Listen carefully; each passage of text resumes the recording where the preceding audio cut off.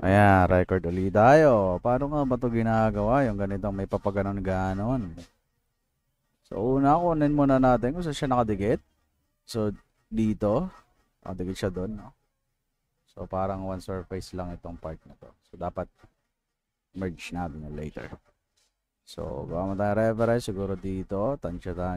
Didikit muna ako na. Press 9. Tutok sa guhit. Left click. Kuha ng reference. Yan, bangga sa bubong. Pag nag-purple, stop. So, mataas masyado.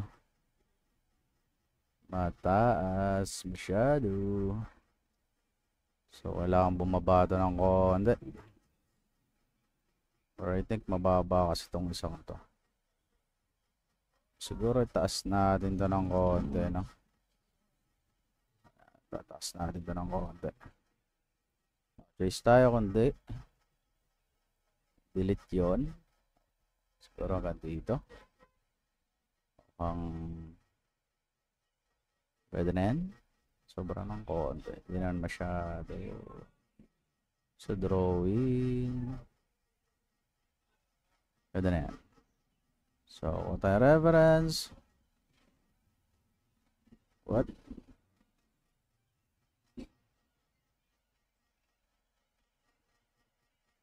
Spacebar, then move. Parang dito.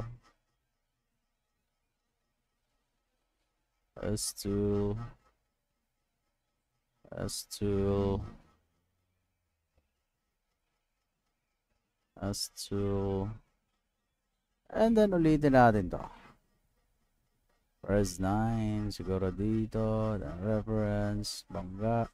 Yun. Sumakto na siya. Yan. Ngayon.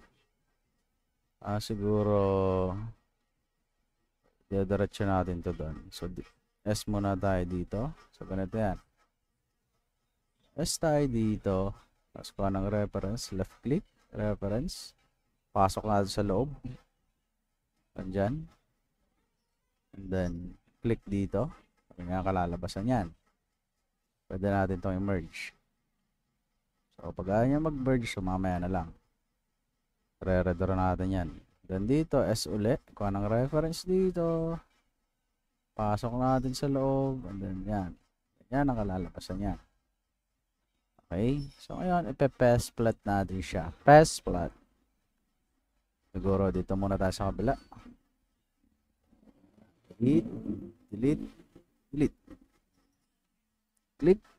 Delete natin to nasa loob. Check natin kung butas. Ayan. Ganyan ang kalalabasan yan.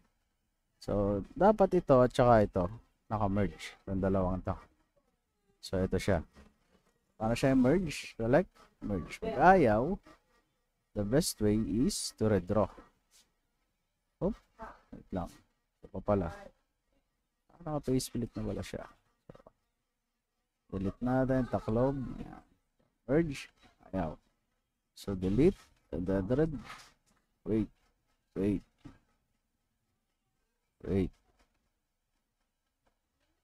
Yan. Pag kasi dinelete natin, mahirapan tayo mag-redraw, no? So, gawin ko, i-drawing ko na siya, papatungan ko na. Para hindi mawala yung mga points. Then S. Ano po? Yan. Spacebar.